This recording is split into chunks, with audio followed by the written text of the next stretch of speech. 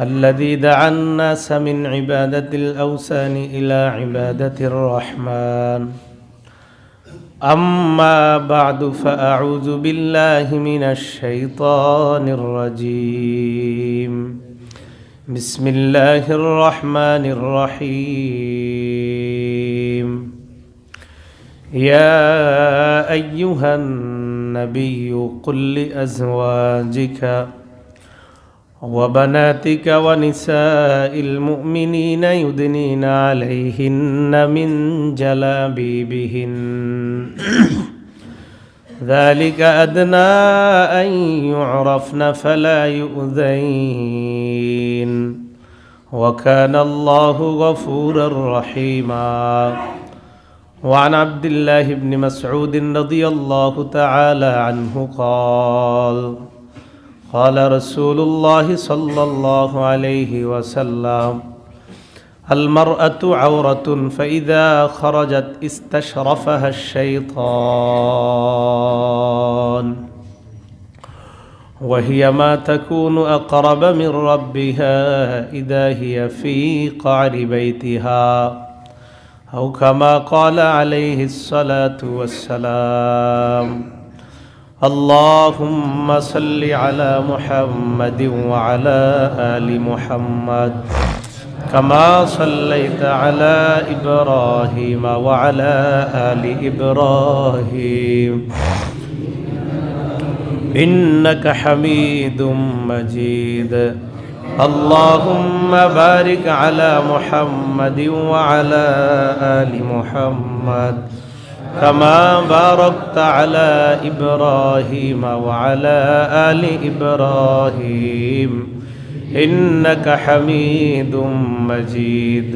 بلغ العلا بكماله كشف الدجى بجماله حسنت جميع خصاله صلوا عليه وآله.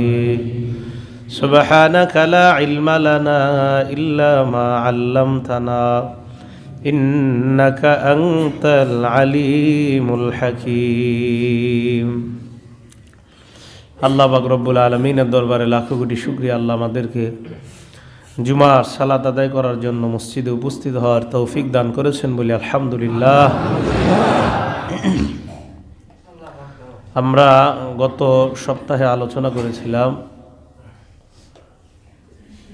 যে জান্নাতের মধ্যে যেই নারীরা যাবে তাদের গুণ আছে, আর জাহান্নামে যারা যাবে 18 শ্রেণীর নারী জাহান্নামী হবে। এই ব্যাপারে আমরা গত সপ্তাহে আলোচনা করেছিলাম।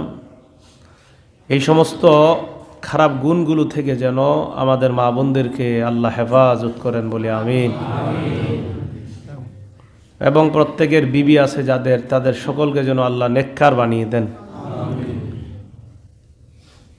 আজকে আমরা আলোচনা করব আমাদের মা বোনদের জন্য করণীয় কি, এই জিনিসগুলা থেকে বাঁচার জন্য কি করণীয়, এই ব্যাপারে আলোচনা করব। সূরা আহজাবের 59 নম্বর আয়াতে কারিমা তেলাওয়াত করলাম।